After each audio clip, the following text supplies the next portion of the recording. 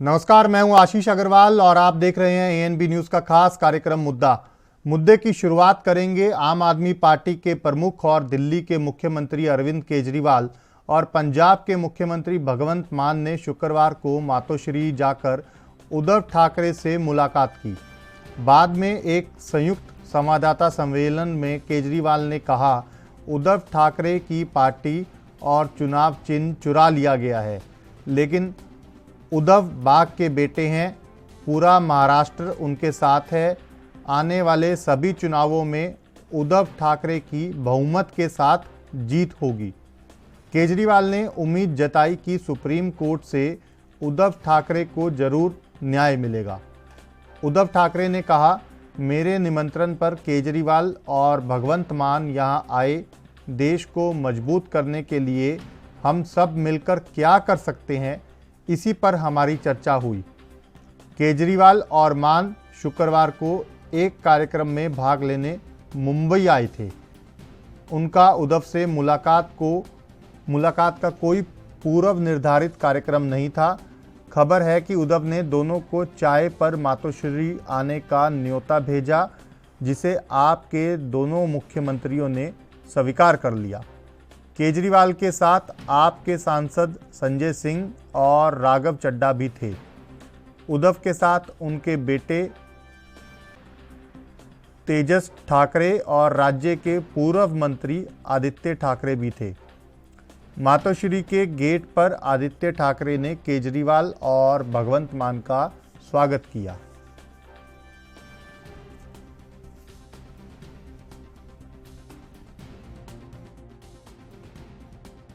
बहुत दिनों से हम मिलना चाहते थे और बीच में मैंने जैसे कहा कि पूरे देश में से जो प्रमुख नेतागण हैं वो संपर्क करना चाहते हैं, कर भी रहे हैं। मेरी बात हो रही है और अपने देश को अधिक मजबूत बनाने के लिए हम मिलकर क्या कर सकते हैं, यही हमारे बीच में एक जो विचारधारा कहते हैं वही विचारधारा है कि देश को अधिक मजबूत कैसे बनाया जाए। जिस तरह से मौजूदा केंद्र सरकार कुछ चंद पूंजीपतियों को फायदा पहुंचाने के लिए एक तरह से पूरे देश को गिरवी रख रही हैं, सारे देश के संस्थानों को बेचती जा रही हैं। अब एक बहुत बड़ा आज सुनने में आया कि एलआईसी जो है वो एलआईसी भी अब धीरे धीरे घाटे में जाने लगेगा। करोड़ों करोड़ों लोग, जिन लोगों ने अपनी पूरी जमा पूंजी एलआईसी के अंदर जमा कराई थी, उन लोगों का क्या होगा। इन कई सारे विषयों के ऊपर चर्चा हुई, देश के गंभीर हालात के ऊपर चर्चा हुई। हमारा देश तभी आगे बढ़ेगा जब हम एक दूसरे से सीखेंगे। हमें एक दूसरे से लड़ना नहीं है, हमें एक दूसरे से सीखना है। इस देश की जितनी भी समस्याएं, उन सारी समस्याओं का समाधान कहीं ना कहीं देश के अंदर है, पर यह है कि हम आपस में मिलते नहीं हैं, आपस में चर्चा नहीं करते हैं। तो मुझे बहुत अच्छा है कि उद्धव जी से आज चर्चा हुई बहुत, और हम इसको अब आगे मिलते रहेंगे और इस रिश्ते को और आगे लेके जाएंगे। उद्धव जी की पार्टी की चोरी हो गई, उनका सिंबल चोरी हो गया, उनका नाम चोरी हो गया, उनका सारा जो था वो सब चोरी करके ले गए। और मैं एक ही चीज़ कहना चाहता हूँ, इनके पिताजी शेर थे और ये शेर के बेटे हैं, तो पूरा महाराष्ट्र इनके साथ है। और मैं पूरी उम्मीद करता हूं कि सुप्रीम कोर्ट से इनको न्याय भी मिलेगा। और मेरा अपना मानना है कि ये सारे आने वाले चुनाव जो हैं वो स्वीप करने जा रहे हैं उद्धव ठाकरे। तो सर, आप क्या सोच रहे हैं कि आने वाले समय में अगर महाराष्ट्र में चुनाव लड़ते हैं तो उद्धव जी के साथ आप अलायंस करेंगे, क्या सोच रहे हैं? जब चुनाव आएगा आपको सारी बातें बताएंगे।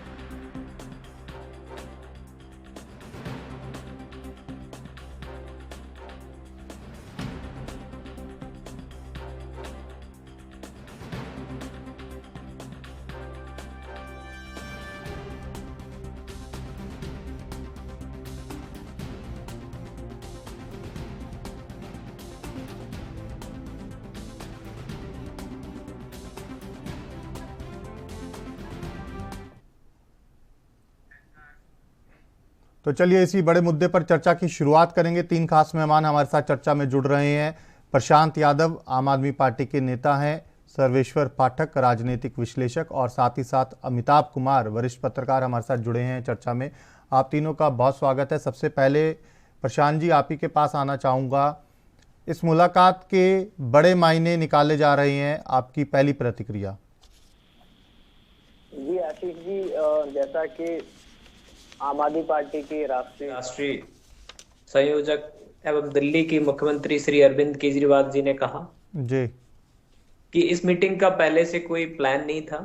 एक कार्यक्रम में भाग लेने दोनों मुख्यमंत्री भगवंत मान जी, आम आदमी पार्टी के उत्तर प्रदेश के प्रभारी एवं वरिष्ठ नेता सांसद राज्यसभा श्री संजय सिंह जी, राघव चड्ढा जी, ये सारे एक कार्यक्रम में पहुंचे थे। और जब मालूम पड़ता है उद्धव जी को, तो उन्होंने इनविटेशन भेजा केजरीवाल जी के लिए, सब लोगों के साथ मुलाकात के लिए, तो उन्होंने उसको सहृदय स्वीकार किया। तो मैं समझता हूं कि अगर राजनीतिक जो चीजें हैं, हमेशा जब हम एक नेता दूसरी पार्टी के नेता से जब मिलता है, तो हमेशा मीडिया में या लोगों के बीच ये सुगबुगाहट होती है कि अब क्या अलायंस होने वाला है, क्या मिलकर लड़ेंगे, इस तरह की तमाम सारी बातें ये जहन में आती हैं जी। तो जिस तरह से केजरीवाल जी ने बहुत स्पष्ट किया कि हमारी मुलाकात के दौरान वो सारी बातें हुई जिससे अभी इस देश में बहुत सारी जो इश्यूज चल रहे हैं, जैसे हिंडनबर्ग की रिपोर्ट के बाद किस तरीके से देश के किसानों का और गरीब मजदूर भाइयों का जो पैसा, जो मेहनत का पैसा लगाता है LIC में, SBI में, बैंक ऑफ बड़ौदा में, अन्य ऐसे संस्थानों में जहां से लोन दे दी जाती है हजारों करोड़ रुपए जो है अदानी जी को, और वो पैसा डूब रहा है, दिन ब दिन डूब रहा है। तो इन सब बातों पर चर्चा हुई इन सब बातों पे कि देश को नंबर 1 कैसे बनाना है, देश में आर्थिक स्थिति को कैसे मजबूत करना है। और जैसा कि आपको पता है कि उद्धव जी के साथ जो हुआ है, तो उसके बाद सुप्रीम कोर्ट से उम्मीद है, माननीय सुप्रीम कोर्ट से उम्मीद रह गई है कि शायद इस मुद्दे में कुछ हो, अन्यथा तो चोरों ने चोरी तो कर ही ली है, उनका चुनाव चिन्ह चुरा लिया, उनकी पार्टी चुरा ली, तोड़फोड़ कर दी और बना दिया अपना मुख्यमंत्री, अपना तोता बना दिया वहां पर दूसरे जो फ्रैक्शन के जो हैं उनको, शिंदे को। तो भाजपा इसमें जो एक्सपर्ट है, इन्होंने यही कोशिश दिल्ली में, इन्होंने यही प्रयोग दिल्ली में करने की पूरी कोशिश की। जब MCD 2.5 महीने से चुनाव हो के वेट कर रही है, दिल्ली इंतजार कर रही है कि उसको उसका पहला मेयर मिले, उसको पहला उसका डिप्टी मेयर मिले, लेकिन ये लोग नहीं होने दे रहे, क्योंकि इनका ये प्रयोग था कि देखते हैं क्या हम इनको खरीद सकते हैं, क्या हम इनको डरा सकते हैं, धमका सकते हैं। लेकिन ऐसा नहीं हुआ, क्योंकि इनका वहां पाला आम आदमी पार्टी से था, जो इनसे डरती नहीं है इनकी गुंडागर्दी से। हाँ, ये जबरदस्ती जेल में डाल दे वो एक अलग बात है। मनीष सिसोदिया जी के पीछे आप पड़े रहते हैं, उनके गांव तक आपने खाते, सारे उनके सेविंग अकाउंट्स, रिश्तेदार, सब कुछ आपने खंगाल लिए, लेकिन मिला कुछ नहीं। लेकिन आज भी आप CBI हर बार इन्विटेशन, अब कल मिलने वाले हैं, कल फिर बुलाया है। तो ये क्या है इस देश में जो ये अनस्टेबिलिटी चल रही है, ये क्यों है? मोदी जी, शाह ये चुप क्यों है? मोदी जी प्रधानमंत्री हैं, प्रधानमंत्री वाली हरकतें कीजिए देश में लोकतंत्र चलने तो दीजिए। आप तो ऐसा मान बैठे हैं कि आप ही जो है लोकतंत्र हैं, आप ही संविधान हैं, आप ही सर्वे सर्वा हैं देश के। आप दिल्ली में बैठे हैं, दिल्ली में आप देख रहे हैं अभी भी गुंडागर्दी जारी है इनकी सदन में। आम आदमी पार्टी की महिला मेयर डॉक्टर शैली ओबरॉय के ऊपर जो ये दिन ब दिन हमला कर रहे हैं सदन में, स्टैंडिंग कमेटी का चुनाव नहीं होने देते हैं ये लोग, तो फिर से दिल्ली हाई कोर्ट इस पर सुनवाई करेगा। तो हर बार ये लोग कोर्ट के ऑर्डर को भी नहीं मानते हैं। और रही बात इंडिपेंडेंट जांच एजेंसीज की, उनको अपने फायदे के लिए हमेशा इस्तेमाल करते हैं, और यही इन्होंने किया उद्धव ठाकरे जी के साथ कि वहां इनकी नहीं चली, उनको डरा धमका नहीं पाए तो उनकी पार्टी को तोड़ दिया, लालच दे करके या डरा के, जैसे भी किया इन्होंने। इनको पता होगा ये इसमें एक्सपर्टीज है। नहीं, प्रशांत यादव जी, सवाल ये है कि जो तस्वीर आपने अभी दिल्ली की बयां की कि दिल्ली में इस तरह की कोशिशें हुई और मुंबई में हो चुका है, तो इन्हीं सभी परिस्थितियों के मद्देनज़र क्या अब आने वाले समय में कोई उद्धव ठाकरे की पार्टी के साथ आम आदमी पार्टी का कोई अलायंस की संभावना अब नज़र आ रही है? क्या लगातार उसी दिशा में ये बातचीत शुरू हुई है? देखिए, कयास बहुत सारे लगाए जा रहे हैं, और जैसा कि केजरीवाल जी ने कहा कि ये तो भविष्य के गर्त में है कि इस रिश्ते को कहां तक मजबूती जो है मिलेगी। और मैं ये समझता हूं कि आम आदमी पार्टी, केजरीवाल साहब ने तो कहा है ना कि ये जो रिश्ता है ये आगे तक लेकर जाना है? आगे तक लेके जाएंगे। आगे तक लेकर जाने का मतलब सिर्फ ये नहीं कि हम अलायंस ही कर लें जी या ना करें, मैं दोनों पर ही बात कर रहा हूं। जी। क्योंकि क्या है कि उसके अलावा भी अगर जैसे आदान प्रदान हमारे जो व्यूज उन्होंने किए हैं कि किस तरीके से देश में जो हालात बने हुए हैं अलग अलग प्रदेशों में, या देश की बात करें हम, महंगाई से आज देश जो है जूझ रहा है जी। आज बेरोजगारी देश में जो है बुलंदी पर है, देश के हालात बहुत ठीक है, दयनीय हैं, ठीक है, या मैं प्रदेशों के हालात लौटूंगा बहुत आपके दयनीय पास हैं। इनको प्रशांत जी, कैसे अमिताभ जी के मिलजुल पास करके, जाना है मुझे। ठीक है आशीष जी, प्रशांत जी, इनको कैसे मिलजुल कर हम जो है सही कर सकते हैं, तो उसके बारे में सारी चर्चाएं हैं। ठीक है। अमिताभ जी, आप कैसे देखते हैं जिस तरह से कल ये मुलाकात हुई है? क्योंकि राजनीति में तो संभावनाओं का खेल हमेशा बना रहता है और मुलाकात के मायने बहुत सारे होते हैं, क्योंकि कोई भी मुलाकात या कोई भी चर्चा बिना किसी संभावनाओं के शायद नहीं होती राजनीति में। कैसे देखते हैं? बिल्कुल सही बात है कि मौका भी है और जरूरत भी है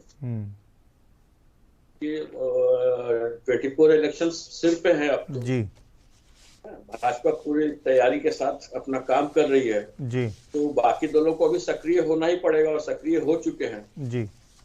यहाँ पे मुझे ऐसा लगता है इन दोनों की मुलाकात जो है मूलतः एक तीसरा मोर्चा मुझे लग रहा है कि इस बार फिर गठन लेने जा रहा है। कि ऐसा लगता है ये लोग जो हैं कांग्रेस के झंडे तले नहीं लड़ना चाहते। राजनीतिक विश्लेषण इसका सब लोग अपने अपने ढंग से करेंगे, बिल्कुल, लेकिन मुझे ऐसा लगता है कि ये एक फिर जो है इलेक्शन जो है भाजपा को तश्तरी में देने वाली बात होगी।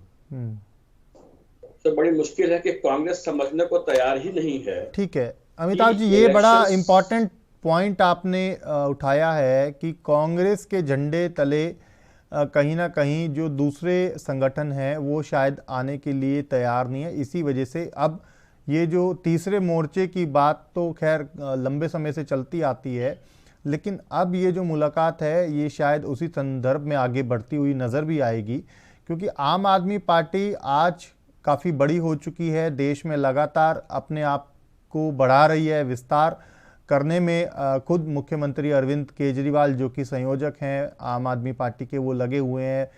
दिल्ली के बाद पंजाब में सरकार बन चुकी है, दिल्ली एमसीडी भी आम आदमी पार्टी के लगभग हाथ में आ चुकी है। तो कहीं ना कहीं गोवा की बात कर ली जाए, गोवा में भी अपना खाता खोल दिया, गुजरात में खाता खोल दिया। तो आपको नहीं लगता कि अगर इस तरह से, चाहे अगर हम पर्टिकुलर उद्धव ठाकरे की पार्टी के साथ ही बात कर लें, क्योंकि उनका महाराष्ट्र के बाद बहुत कम जनाधार है, महाराष्ट्र में कोई दो राय नहीं कि एक मजबूत संगठन है उनका, लेकिन ऐसा नहीं लगता फिर आम आदमी पार्टी किसी बड़े भाई की भूमिका में यहाँ पर नजर आए अगर अलायंस की कोई स्थिति आती है आने वाले समय में? नहीं, यहाँ पे तो जैसे कि उद्धव ठाकरे की पार्टी के साथ बड़े भाई की भूमिका हो सकती है, हाँ। लेकिन इनको मिलकर लड़ना होगा। तीसरा मोर्चा जो है कोई अगर सिरमौर बनना चाहेगा, जैसे कांग्रेस बार बार यह कह रही है कि हमारे नेतृत्व में लड़ा जाए, लोगों की मुश्किल यही है कि हमारे नेतृत्व में लड़ने को कांग्रेस ना कहे, हम लोग मिलकर लड़ सकते हैं। अगर कांग्रेस कहे कि मिलकर लड़ा जाए तो जा सकते हैं। नेतृत्व में लड़ने की बात पे नीतीश जी तो तैयार है, उन्होंने कहा कि कांग्रेस आगे बढ़े, लेकिन टीएमसी कतई नहीं तैयार होगी, ठीक है ना, बीजू जनता दल नहीं तैयार होगी, आम आदमी पार्टी भी शायद नहीं तैयार हो सकती, क्योंकि पंजाब में जिस तरह से कांग्रेस की सरकार थी, सीधे सीधे चुनाव में टक्कर रही है।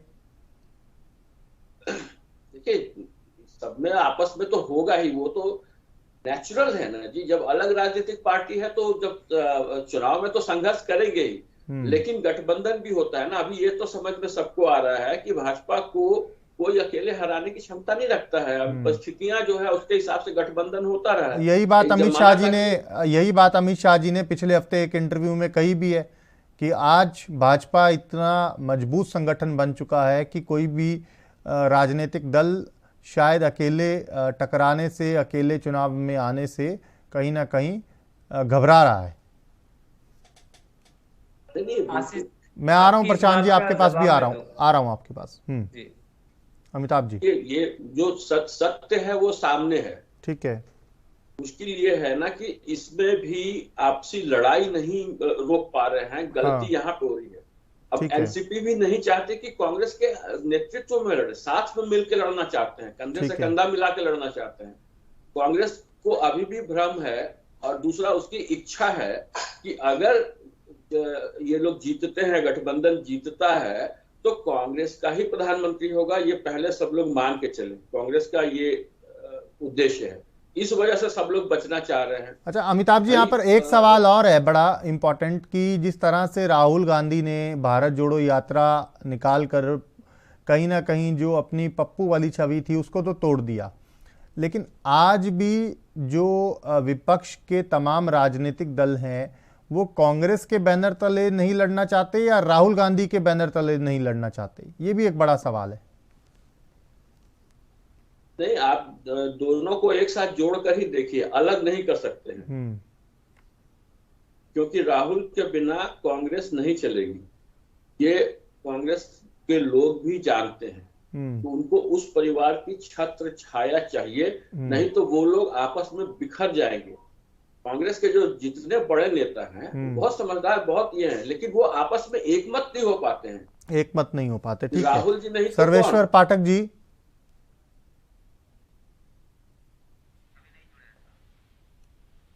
जी अमिताभ जी।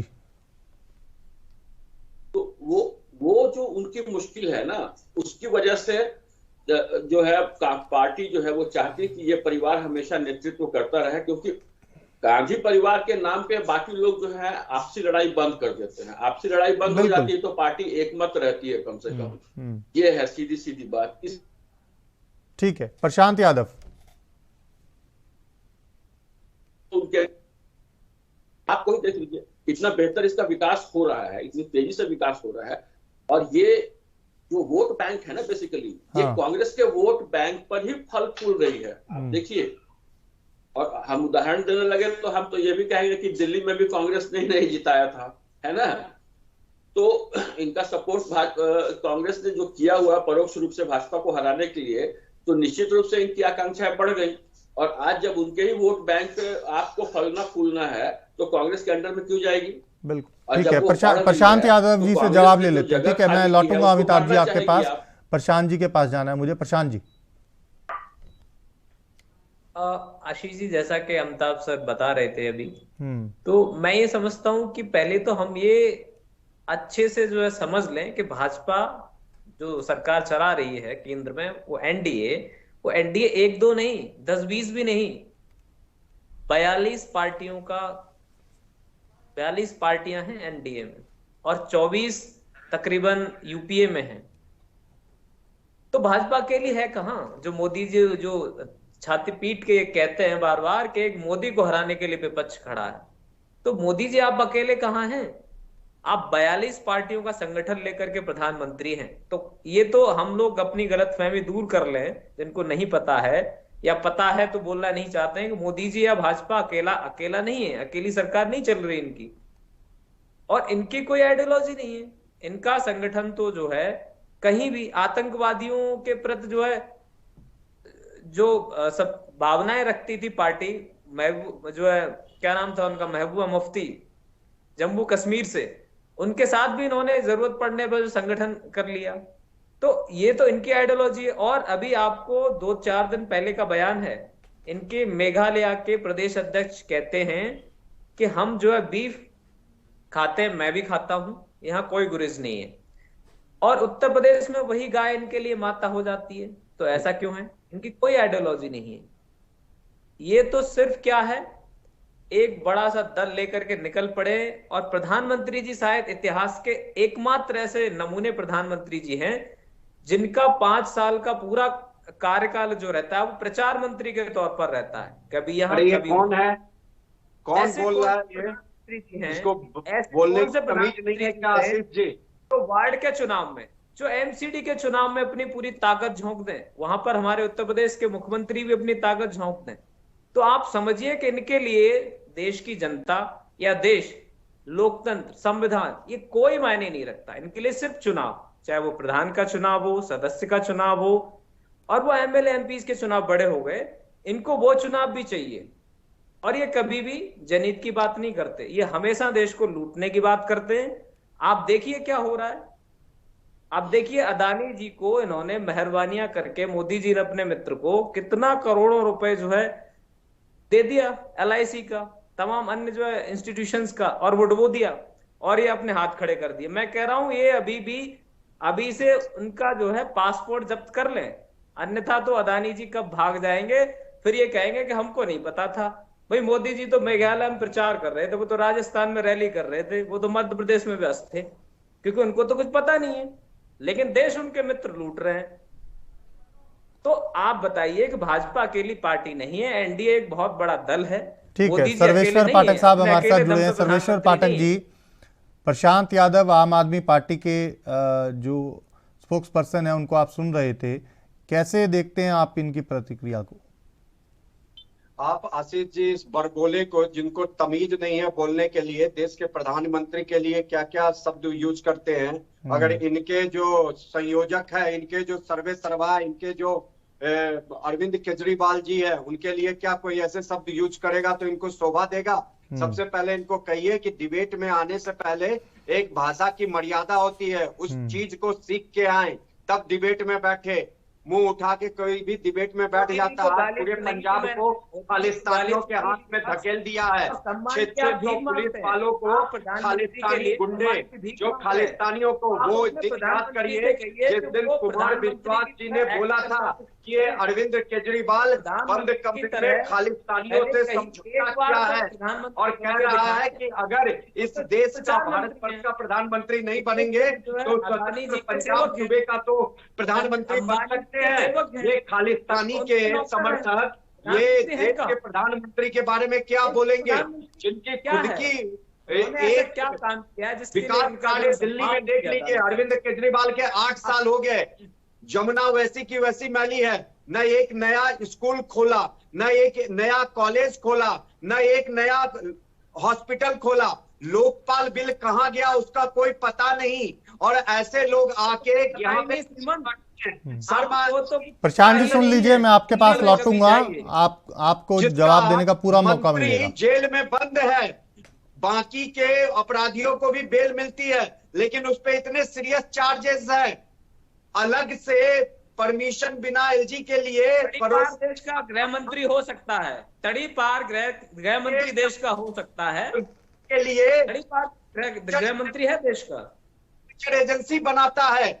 और आप समझ सकते हैं कि ये अरविंद केजरीवाल देश के लिए कितना घातक सिद्ध हो सकता है। उसका जीता जागता पंजाब, जो पंजाब पूरे तरीके से शांत बैठा था, और इनके खुद के मंत्री को ड्रग्स रैकेट में, ड्रग्स पेडलिंग के रैकेट में गिरफ्तार किया गया है। मंत्री कहते हैं MLA को। आप अंदाजा लगाइए। ये भी तो आपको थोड़ा दिमाग होना चाहिए, किसने गिरफ्तार किया? चोला पहन के आया था और कहा था कि मुझ जैसा ईमानदार कोई नहीं होगा। स्वीट आतंकवादी अपने आप को बोला था, और यहाँ आतंकवादियों का मददगार साबित हो रहा है। एक से बड़ा आतंकवादी कोई नहीं है, अमित शाह से बड़ा आतंकवादी कोई नहीं है। ये देश के सबसे बड़े आतंकवादी हैं, ये आर्थिक आतंकवादी हैं। नहीं देखिए प्रशांत जी, देखिए सुनिए प्रशांत जी, सर्वेश्वर जी, मेरा आप दोनों से निवेदन है कि हम भाषा की जो मर्यादा है उसको इस मंच पर बरकरार रखें, और दूसरी बात कि जो संवैधानिक पदों पर बैठे लोग हैं, चाहे अरविंद केजरीवाल साहब हों, चाहे अमित शाह हों, कोई भी निजी टिप्पणी उनके ऊपर इस तरह से इस मंच पर मैं बर्दाश्त नहीं करूंगा, क्योंकि लगातार देखिए, समझिए, उनको जनता ने चुनकर भेजा है, वो एक चुनी हुई सरकार के नुमाइंदे हैं। चाहे पंजाब की बात हो, चाहे केंद्र की बात हो, विचारधारा की बात कीजिए, आप मुद्दों की बात कीजिए। समर्थन देने वाले निजी हमले करने से, निजी कटाक्ष करने से कुछ नहीं होने वाला। और आप अंदाजा लगाइए कि मान सरकार के, मान साहब का मुख्यमंत्री बनने के बाद पंजाब में 11 महीने हो चुके हैं। आज पंजाब क्यों आग में झुलस रहा है? आप पटियाला की रहा है। पंजाब में भाजपाइयों ने जब मोदी जी की छीछा लेथन हो गई है, जब मोदी जी का वो नहीं चला, तो वहां पर मोदी जी जो है, अमित शाह जी जो आतंक फैलाने में जो है मास्टर डिग्री हासिल किए हुए, आपकी कोशिश है, भाजपाइयों की कोशिश है कि पंजाब को किसी तरीके से जो है आग में झोंक दिया जाए। लेकिन याद रखिए भगवंत मान जी की सरकार है, गलत होने पर वो अपने एमएलए मंत्री को जब जेल में डाल सकते हैं तो भाजपाइयों को नहीं छोड़ेंगे। ठीक है, आप लोग जो सतर्क रहिए, ठीक है। अमिताभ जी के पास जाना है मुझे। सर्वेश्वर जी, प्रशांत जी, लौटूंगा आपके पास। अमिताभ जी, जिस तरह से आज ये भी एक कहीं ना कहीं, क्योंकि हमारा मुद्दा ये है कि प्रतीत हो रहा, सर्वेश्वर जी रुक जाइए ना, चिल्लाने से कुछ नहीं होगा, रुकिए। जब मैं आपको दोनों को बोल रहा हूं रुक जाइए। हाँ ठीक है, सुनिए आप पहले अभी अमिताभ जी के पास जाना है मुझे, रुकिए आप। अमिताभ जी, जिस तरह से हम तीसरे मोर्चे को लेकर यहाँ पर चर्चा कर रहे हैं कि लगातार कहीं ना कहीं 2024 का चुनाव, आम चुनाव जो है वो सिर पर तैयार खड़ा है एक तरह से, और तमाम जो राजनीतिक दल हैं अब अपनी तैयारियों में जुट गए हैं और कहीं ना कहीं उसी दिशा में लगातार, चाहे हम अलायंस की बात कर लें, चाहे हम चुनावी रणनीति की बात कर लें, वो शुरू हो चुकी हैं चीज़ें। लेकिन बड़ा सवाल ये है कि जिस तरह से भाजपा अपने आप को ज़मीनी स्तर तक मजबूत करने में लगी हुई है, या अमित शाह जी ने जो दावा भी किया पिछले दिनों कि हम इतने मजबूत संगठन बन चुके हैं कि कोई अब अकेला शायद नहीं चुनाव में हमारे साथ लड़ना चाहता।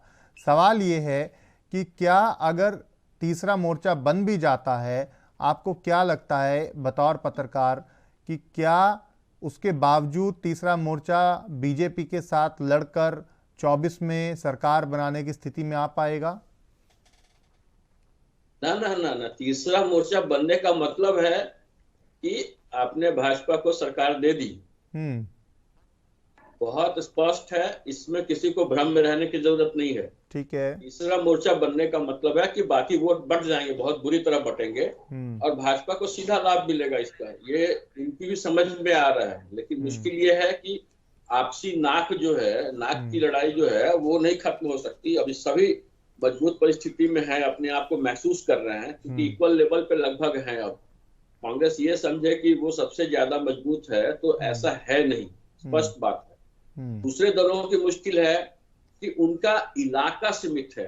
ठीक है। कांग्रेस की तरफ पूरे देश में व्यापी नहीं है वो लोग, इसलिए यहाँ पे वो मार खा जा रहे हैं। चाहे टीएमसी हो, आपका अभी 2 प्रदेशों में जरूर। चलिए ठीक है, मुझे एक छोटे से ब्रेक के लिए रुकना है, ब्रेक के बाद भी चर्चा जारी रहेगी। जल्द लौट रहे हैं, छोटा सा ब्रेक।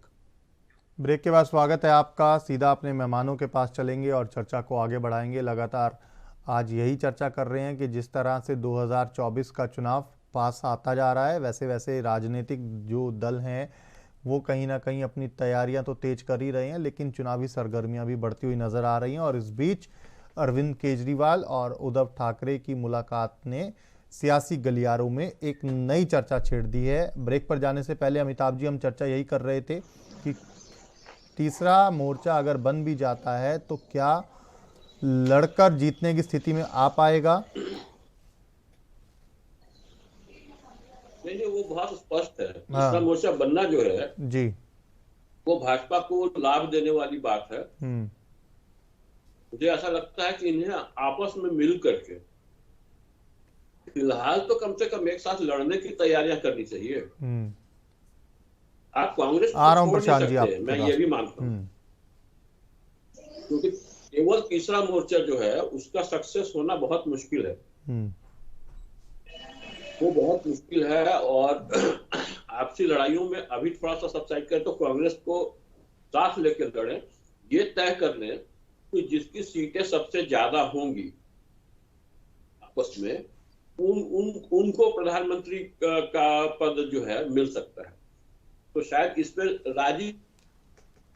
आ रहा हूं प्रशांत जी, आपके पास भी आ रहा हूं। इन लोगों को राजी होना चाहिए, इन लोगों को इसलिए राजी होना चाहिए कि भाजपा को अगर टक्कर देनी है सारे मिल जाएंगे तब टक्कर दे पाएंगे, नहीं तो बहुत मुश्किल है। तो इनको लेकिन मिलना ही कहीं ना कहीं एक बड़ा सवाल है कि ये जो मिलन है ये कब और कैसे होगा, या हो भी पाएगा या नहीं। खैर, प्रशांत यादव आप कुछ कहना चाह रहे हैं, बताइए। हो नहीं पाएगा जी। मैं ये कह रहा हूं आपसे, आशीष जी, अमिताभ सर जी, आपसे भी कहूंगा कि पहले तो भाजपा अकेली है कहाँ? जो 42 पार्टियों का समूह लेकर के जो शेर चल रहा है, जो अपने आप को शेर कहता है, वो अकेला है कहाँ? शेर तो गिद्धड़ों के साथ में गिद्धड़ों का राजा है। तो पहले तो ये हमने समझ लें कि भाजपा का एक सेंटेंस, 303 सीटें हैं उनके पास, अभी 56% वो है, 303 सीटें सरकार उन्हीं की है, बाकी सब सहयोगी है। 42 दलों के साथ में जो 42 दलों के साथ जो पार्टी लेके चल रही है, वो ये कहना बंद करे कि एक अकेला है कहाँ? सबसे ज्यादा यूपीए मूर्ख आदमी है ये। जब जो 300 आपका नंबर आएगा, बोलिएगा।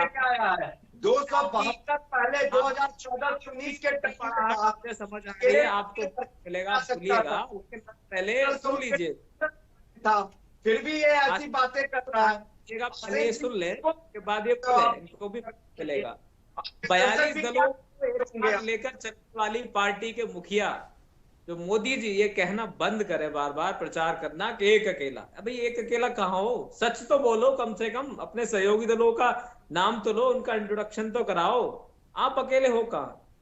ये तो रही इनकी एक बात। अभी आपने 2 दिन पहले देश के विदेश मंत्री का इतना शर्मनाक बयान आता है कि चीन हमसे बड़ी अर्थव्यवस्था है, हम उनसे लड़ाई मोल नहीं ले सकते। कहां गया ये 56 इंच का सीना जो बड़ी बड़ी बातें करता है? किधर है ये 56 इंच का सीना? बताइए आप। तो इनके इतने बुरे हालात हैं कि फर्जी राष्ट्र भक्ति के जो है उस पर सवार हैं ये, इनके अंदर एक भूत सवार है। इनका सिर्फ एक ही मकसद है, अंबानी अदानी को नंबर 2, नंबर 1, नंबर 2 बना दो और इनकी जेब से पैसा खर्च करके चुनाव लड़ो, जनता का पैसा लूट लो। अभी इन्होंने बैंकों में एक नया नियम लेके आ रहे हैं कि अगर आप महीने में कैश 4 से 5वीं बार अगर आप जमा करेंगे तो उस पर भी ये चार्ज लगाएंगे। क्या पहले ऐसा हुआ? नहीं हुआ था। ये क्यों हो रहा है? ये क्यों हो रहा है? ये इसलिए हो रहा है ताकि अपने आकाओं को जो है ये धनाढ़ बना सकें, या उन पर जो कर्जा है उसको माफ कर सकें, हजारों करोड़ और लाख रुपए माफ कर सकें, उनको यहाँ से बचा सकें। और मोदी चौड़ा करके फेंकते रहें, ये फेंकते रहें एक अकेला। अरे भाई कौन हो आप? आप प्रचार हो, आप प्रधानमंत्री वाली हरकतें नहीं है आपकी। आप देखिए महाराष्ट्र में शिंदे फ्रैक्शन के साथ बीजेपी की सरकार है। अभी 2 दिन की बात है, कोल्हापुर से किसान का 512 केजी ऑनियन जैसे 2 रुपए जनता का क्या हाल है कि प्रधानमंत्री जी तो बड़ी बड़ी बातें कर रहे थे, अमृतकाल ये अमृतकाल का मुझे सबसे पहले किसान को 2 रुपए का कितने नए स्कूल बनाने की बात करते हैं, बाबा आदित्यनाथ योगी की जो शर्मनाक सरकार है जिसने दीक्षित के परिवार का काम अरविंद केजरीवाल बोला था कि बीच में इंटरप्ट क्यों कर रहे हैं आप? बात पूरी हो जाने दीजिए, आपके पास में आ रहा हूँ, आपको पूरा मौका दूंगा, आप अपनी पूरी बात रखिएगा। मध्य प्रदेश में एक स्कूल के प्रिंसिपल को जलाकर मारने की कोशिश की गई। एक्साइटेड मत होइए, एक्साइटेड की बात नहीं है। तो मैं आपके पास लौट आ रहा हूँ ना, मैं आपके पास आ रहा हूँ, आप अपनी पूरी बात रखिएगा। कौन आपको इंटरप्ट कर रहा है? कुछ नहीं, लेकिन ऐसे दर्शकों को भी कुछ समझ नहीं आएगा। नहीं होता तो जिस समय मेरे को आप समय देते हो उस समय आपको पूरा समय दिया जाएगा और कोई इंटरप्ट नहीं करेगा आपको। जिस बहन के साथ जो बदसलूकी हुई उसे खींच प्रशांत जी आप अपनी बात पूरी कीजिए 1 मिनट में जल्दी से। उसमें भाजपाई नेता था, उसके खिलाफ कार्रवाई नहीं हुई। महिलाओं के प्रति भाजपाइयों का एक इतना बड़ा अत्याचार है देश में, जहां जहां भी इनकी सरकार है वहां महिलाओं पर अत्याचार हो रहे हैं। दिल्ली में दिल्ली की चुनी हुई महिला मेयर के ऊपर बोतलें और सेब फेंकते हैं ये लोग, इनको शर्म नहीं आती। और ऐसी पार्टी के मुखिया जो 56 इंच का सीना लिए हुए कहते हैं कि एक अकेला कहाँ हो भाई? 42 पार्टियों का दल लेकर के भाग रहे हो, चाइना से डरते हो। चलिए ठीक है प्रशांत यादव एक अकेला 42 पार्टियों का नेता, ये लगातार आप 4 बार सवाल उठा चुके हैं पिछले 2 मिनट में। मैं जवाब ले लेता हूं। सर्वेश्वर पाठक जी आप बताइए, आप लगातार चीजों का विश्लेषण करते रहते हैं, राजनीतिक स्थितियों को देखते रहते हैं, जो लगातार प्रशांत यादव ये बात उठा रहे हैं कि 42 पार्टियों का नेता एक अकेला, कैसे देखते हैं? आशीष जी देखिए, 14 से 19 के समय भारतीय जनता पार्टी के 272 से ऊपर विधायक थे, 282 विधायक जीत के आए थे और 272 में सरकार बनती है केंद्र सरकार जी। अपने दम पे केंद्र सरकार बना सकती थी। एनडीए के जितने भी घटक दल थे, उनके जितने एमपी थे, वो उनके लिए बोनस पॉइंट था। 2019 में चुनाव हुआ, तमाम दल थे। इनके अरविंद केजरीवाल तो कुदक के भाग गए थे वाराणसी प्रधानमंत्री जी के अगेंस्ट लड़ने कि प्रधानमंत्री बनने। क्या हुआ उनके बाद? फिर दोबारा 19 में क्यों नहीं कुदक के भाग के वहां गए लड़ने? तब तो दिखाते ना, क्योंकि उनके बाद उनको भी 4 साल हो गया था दिल्ली में सरकार चलाते हुए अरविंद केजरीवाल जी को जी। उन्होंने अपनी जो महत्वाकांक्षी थी या जो उन्होंने दिल्ली की जनता को वादा किया था, वो जो भी दिया नहीं दिया वो दे दिया था। फिर वो चुन के दोबारा आए और जब 19 में चुनाव हुआ तो बीजेपी को 303 सीटें मिली। क्या 303 सीटें 545 में कम है क्या? आज अरविंद केजरीवाल जी गुजरात प्रशांत जी इंटरप्ट मत कीजिए, बात पूरी होने दीजिए, आपके पास आ जाऊंगा मैं जवाब लेने। हाँ, अरविंद केजरीवाल जी राजनीतिक पार्टी एक दशक में नेशनल पार्टी बनने की खुशियां मना रहे हैं और उससे पहले भी बहुत ऐसी पार्टी रही है जो साल भर के अंदर ये चीज हासिल की। तो अरविंद केजरीवाल जी क्या ये माइलस्टोन प्रूव कर सकते हैं? या जो आपने कहा कि अभी गए हैं उद्धव ठाकरे जी से मिलने या किसी से भी मिलने, यहाँ पे जितने भी क्षत्रिय दल है आशीष जी, उनके जो भी मुखिया है वो अपने आप को प्रधानमंत्री पद पे सुशोभित देखना चाहता है। ममता बनर्जी को देख लीजिए, बिहार के नीतीश कुमार को देख लीजिए, अभी उन्होंने बीजेपी से गठबंधन तोड़ के सपने देख रहे हैं। वहां पे अरविंद केजरीवाल जी को भी उसने बुलाया, वहां से चंद्रशेखर राव जी को तेलंगाना से देख लीजिए, वो तो बिहार भी आए थे अरविंद केजरीवाल जी के साथ, सॉरी नीतीश कुमार जी के साथ बैठने के लिए। उधर शरद पवार जी महाराष्ट्र में सबसे बड़े अपने आप को मानते हैं। तो आपको कहीं से भी लगता है कि इन लोगों की जो खिचड़ी पक रही है ये कभी भी खिचड़ी बनके तैयार होगी? कभी नहीं होगी, क्योंकि हर नेता का अपना महत्वाकांक्षा है। वो हर अपने आप को प्रधानमंत्री पद पे देखता है। नीतीश कुमार की जब वोट थी अपने पूरे दमखम में बिहार में था, तब भी बिहार की 40 एमपी की सीटें हैं, लोकसभा की सीटें, 40 में 35 या 30 भी नहीं जीत पाया। इवन लालू यादव भी नहीं उतना जीत पाया था।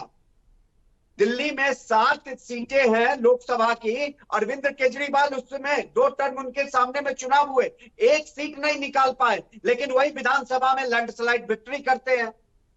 पंजाब से 1-2 सीटें निकाले थे। तो जो चीजें होती है वो एक स्टैटिस्टिक्स पे देखिए। 2019 में भी ऐसे ही दो सवाल बड़े जाते आपके थे। इंपॉर्टेंट हैं। मैं अपनी बातें पूरी कर लूं, मैं अपनी बातें पूरी कर लूं। 2019 में भी, हेलो जी बोलिए पाठक। 2019 में भी ऐसे ही कयास लगाए जा रहे थे। आपको याद होगा कि चंद्रबाबू नायडू उस समय कितने उछल कूद मनाए थे। इवन चुनाव के काउंटिंग के एक दिन पहले भी बहुत इधर से उधर उछल कूद रहे थे। नतीजा क्या हुआ? वो अपना राज्य तो हार ही गए और जो सेंट्रल में कुछ भी नहीं बना। तो यहाँ पे न ममता बनर्जी जी आने वाली है। रही बात कांग्रेस पार्टी, देखिए कांग्रेस पार्टी अभी 50 से ऊपर की सीटें हैं। मान लीजिए 2024 में बहुत कुछ चमत्कार हो गया, वो 100 सीटों के आसपास पहुंच गया कांग्रेस पार्टी, तो प्रधानमंत्री पद का जो दावेदार होगा वो कांग्रेस पार्टी से ही होगा। सेंटर में आप 2 ही लोग गवर्नमेंट में प्रधानमंत्री पद दे सकते हैं, या तो बीजेपी या कांग्रेस, बाकी के कोई नहीं आ सकता, क्योंकि कांग्रेस भी बहुत दिन अब वेट कर लिया है। अब राहुल गांधी को जो प्रोजेक्ट करता है, रीलॉन्च करता है, वो उससे ज्यादा वेट नहीं करेगा। और अरविंद केजरीवाल तो ये सपना भूल ही जाए कि वो कभी भी भारत के प्रधानमंत्री बनेंगे, चाहे आज या अगले 30 सालों बाद।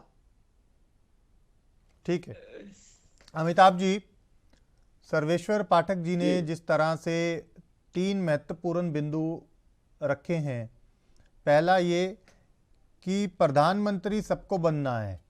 आप नीतीश कुमार की बात कीजिए, आप ममता बनर्जी की बात कीजिए, आप शरद पवार की बात कीजिए, आप किसी भी नेता की बात कर लीजिए जो आज के दिन भाजपा का विरोध करने वाली राजनीतिक दल का नेतृत्व कर रही हैं, लेकिन धरातल पर कुछ नहीं है। जब आप विधानसभा का चुनाव लड़ते हैं, भले आपकी विक्ट्री हो जाती है, चाहे बिहार की बात कर लें, दिल्ली की बात कर लें, पंजाब की बात कर लें, हिमाचल की बात कर लीजिए, किसी भी राज्य की बात कीजिए, आप राजस्थान की कीजिए, छत्तीसगढ़ की कीजिए, लेकिन जब देश की बात आती है तो आम चुनाव में वोट नरेंद्र मोदी के नाम पर जनता एक तरफ डाल देती है। तो ये कैसे विपक्ष जो है इस चीज को बैलेंस कर पाएगा, क्योंकि ये भी कहीं ना कहीं तमाम बड़े नेताओं के सामने एक बहुत बड़ी चुनौती है। पहला ये कि प्रधानमंत्री सबको बनना है, लेकिन एक नाम तय कैसे हो। दूसरा ये कि विधानसभा चुनावों में आप जीत कर आ जाते हैं, लेकिन जो आम चुनाव हैं, देश के चुनाव हैं, वहां पर वोट नहीं मिल पाता। ये वोट कैसे आए, ये भी कहीं ना कहीं विपक्षी दलों के लिए एक चिंता और मंथन का विषय है। अमिताभ जी। बिल्कुल सही बात आपने कही। पहले जरूरत है कि पार्टियां आपस में संतुलन स्थापित करें, वो सबसे ज्यादा जरूरी है। और मैंने आपको बताया कि साथ मिलकर लड़ने की बात करें, हमारे नेतृत्व में आप सभी लड़ो, ये बात कहनी बंद करें, तो सामंजस्य बन सकता है, वहां एक जगह बैठ के बात होने की गुंजाइश बनेगी। ठीक है। दूसरे तथ्य पे जाएं कि जिनकी सीट ज्यादा होगी, प्रधानमंत्री पद का दावेदार उनकी पार्टी से हम चुनना चाहेंगे, इस बात के लिए राजी होंगे, तो शायद ये लोग एक मंच पे आ सकते हैं। नहीं तो सब अपनी दावेदारी करेंगे। भाई नीतीश जी कहीं से कमजोर है नहीं भाई, वो तो 2014 में उसकी वजह से उनको माना गया था और उन्होंने गठबंधन तोड़ दिया था भाजपा से जी। तो वो लगातार रहेंगे इसके दावेदार। केजरीवाल साहब अब तेजी से पार्टी बढ़ रही है, तो क्यों नहीं दावेदार हो? तो सपना देखना उनका जायज है, इसमें कोई कमी नहीं हो सकती, ना वो करेंगे। वैसे ही टीएमसी, भाई उनका तो मानना है कि वो ही एकमात्र दावेदार हैं जो प्रधानमंत्री बन सकते हैं इस देश में, और तेज तर्रार छवि है ही। अभी जो 7-8 इलेक्शंस, अब इस साल जो 9 इलेक्शंस होने जा रहे हैं, उसमें टीएमसी का प्रदर्शन दूसरे प्रदेशों में जो है उनके दावे को और पुख्ता या कमजोर करेगा। अगर वो एक आध प्रदेश में और सक्सेसफुल हो जाती हैं, जैसी अभी कोशिश हो रही है नॉर्थ ईस्टर्न स्टेट्स में, अभी जो कोशिश हो रही है, तो निश्चित रूप से टीएमसी फिर और दावा अपना मजबूत करेगी कि ममता जी ही प्रधानमंत्री पद की दावेदार हैं, वो होना है उनका। लेकिन इन लोगों को जब तक मिलकर आपस में ये तय नहीं करना होगा कि अभी हम प्रधानमंत्री पद की ना सोचें, अभी केवल और केवल इलेक्शन जीतने की बात सोचें और मिलकर लड़ें, किसी के नेतृत्व की बात करें ही नहीं, तब ये लोग साथ आ सकते हैं। नहीं आ रहे हैं, जो कि स्पष्ट दिख रहा है। नीतीश जी आह्वान कर रहे थे अभी बिहार से कि कांग्रेस आगे बढ़े और सबको हमें आमंत्रित करे, तो नीतीश जी तो तैयार हैं, लेकिन आप पार्टी जाकर के उद्धव जी से बात कर रही है, तो उद्धव जी के साथ महाअघाड़ी है। मतलब ये 3-4 पार्टियां जो हैं ये अपना अलग वजूद तलाश रही हैं। अभी आपने ये भी देखा कि सपा और बसपा जो है राहुल जी की यात्रा में शामिल नहीं थी, और इन्होंने लगभग 2 दर्जन पार्टियों को कश्मीर में बुलाया था, आधे से ज्यादा गए नहीं लोग जी। इसका मतलब है कि कांग्रेस के नेतृत्व में लड़ने के लिए लोग तैयार नहीं हैं। ठीक है, ये बड़ा अहम विषय है और इसी सवाल के ऊपर मैं आपसे जवाब भी लूंगा, लेकिन फिलहाल एक ब्रेक के लिए रुकना है मुझे। छोटा सा ब्रेक, जल्द लौट रहे हैं। ब्रेक के बाद स्वागत है आपका। सीधा मेहमानों के पास चलेंगे और चर्चा को आगे बढ़ाएंगे। लगातार ब्रेक पर जाने से पहले हम चर्चा यही कर रहे थे कि जिस तरह से अरविंद केजरीवाल और उद्धव ठाकरे की मुलाकात हुई है, 2024 के चुनावों के लिए क्या कोई नए राजनीतिक समीकरण बनने शुरू हो गए हैं? ब्रेक पर जाने से पहले अमिताभ जी, लगातार जिस तरह से आपने अंतिम बात ये रखी कि कहीं ना कहीं कांग्रेस को तमाम जो दूसरे राजनीतिक दल हैं वो उसका नेतृत्व स्वीकार नहीं कर रहे, लेकिन एक सवाल ये भी है जो सर्वेश्वर पाठक जी ने कही थी कि देश को प्रधानमंत्री पद 2 ही राजनीतिक दल दे सकते हैं, एक कांग्रेस और दूसरा बीजेपी। भले कांग्रेस आज इस स्थिति में नहीं है, लेकिन आपको क्या लगता है कि अगर मिलकर चुनाव लड़ भी लें तब भी घूमकर बात तो वही आ जाएगी ना कि सबसे ज्यादा सीटें कांग्रेस की आएंगी? अगर इन तमाम राजनीतिक दलों के अंदर कहीं ना कहीं अगर आप कंपैरिजन करेंगे तो उस समय क्या स्थिति रहेगी? 10 सेकेंड अमिताभ सर, ठीक है अमिताभ जी, मैं एक बार आप बात शुरू करें उससे पहले सर्वेश्वर जी कुछ ऐड करना चाह रहे हैं। सर्वेश्वर जी। अमिताभ जी सर, मुझे आपसे बस एक ही चीज जानना है। देखिए, वो एक अलग दौर था जब माननीय IK गुजराल साहब, देव गौड़ा साहब, चंद्रशेखर साहब हमारे देश के प्रधानमंत्री पद पे सुशोभित हुए थे। लेकिन ये भी याद करना चाहिए कि उन लोगों को भी या तो बीजेपी ने सहयोग किया था या कांग्रेस ने सहयोग किया था। इवन BP सिंह भी जो प्रधानमंत्री बने थे, बीजेपी के बाहर से सपोर्ट कर रही थी। तो जो अभी सिनेरियो बन रहा है, मैंने नीतीश कुमार जी का या लालू यादव का एग्जांपल दिया बिहार का, कि जब लालू यादव अपने चरम पे था तब पर भी 40 सीट में से 40 सीट नहीं निकाल पाया या 30 भी नहीं निकाल पाया बिहार से। नीतीश कुमार का भी वही हाल है। वहां ममता बनर्जी पहले थी बंगाल में मजबूत, अब बीजेपी ने वहां भी सेंध मार दी है। तो ये जो सिनेरियो बन रहा है, अभी राहुल गांधी ने यात्रा की भारत जोड़ो, हाँ उन्होंने 129 सीटें जो साउथ इंडिया की है उस पर फोकस डाला, क्योंकि कांग्रेस का वहां पे हर राज्यों में अपना एक अलग वर्चस्व है, इसमें कोई दो राय नहीं हो सकती।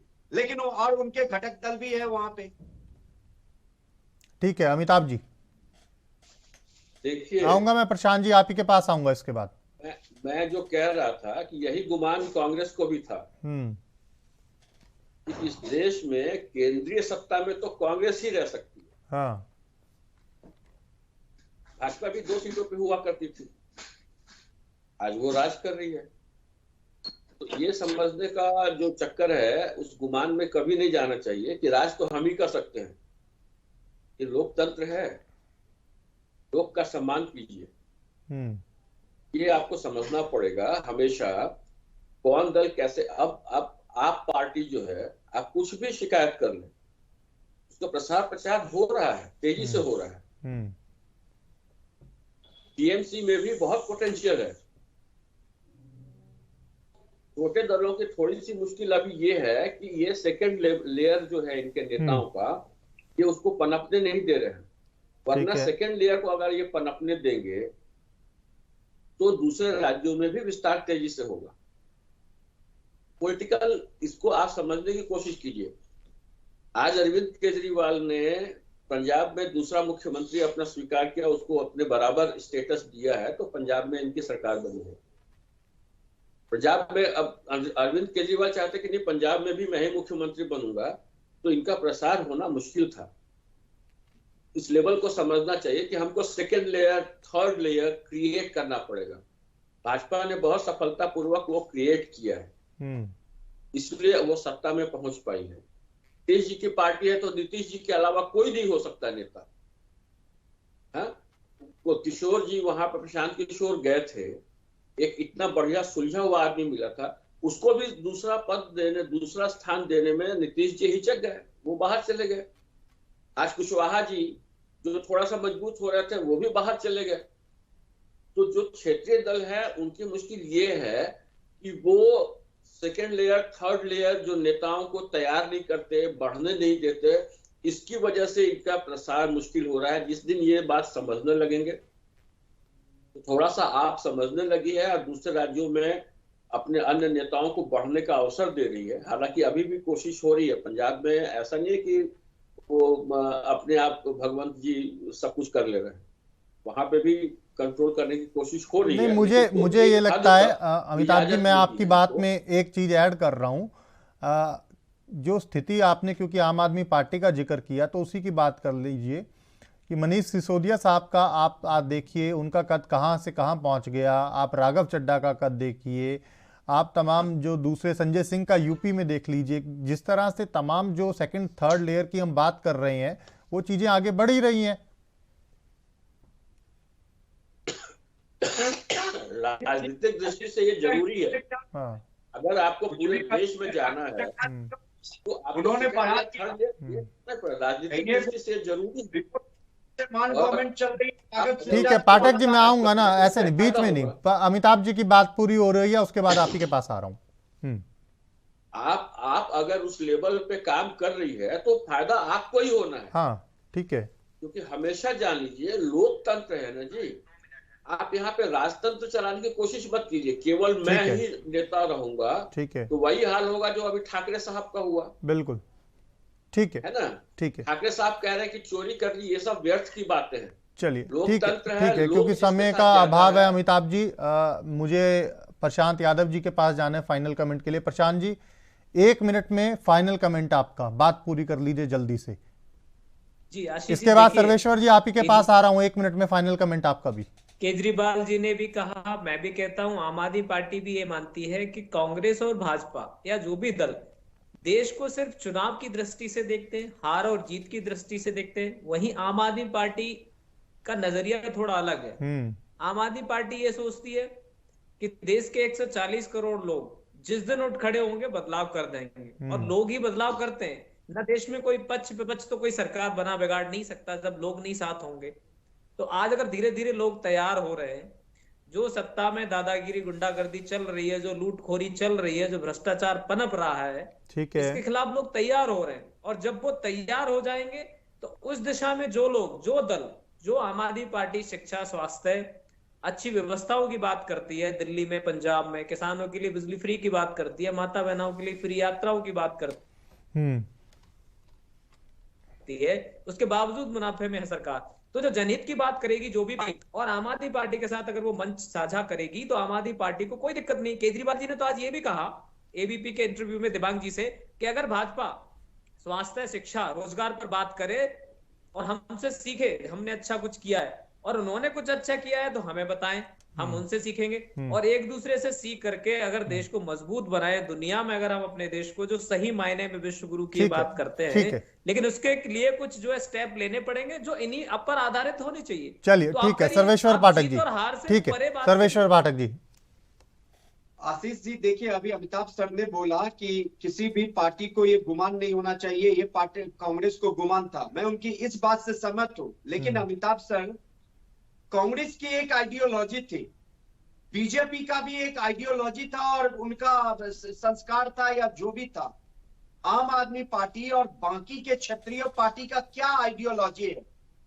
आप देख सकते हैं कि आम आदमी पार्टी जैसी सरीकी पार्टी जिस तरीके से आई थी और जो ईमानदारी का चोगा पहनी थी, और कितने बड़े बड़े लोग इस पार्टी से जुड़े थे, उनके विचारों को सुन के, बाद में उस पार्टी का क्या हुआ कि जितने भी अच्छे लोग थे सबको अरविंद केजरीवाल ने दरकिनार कर दिया। क्यों?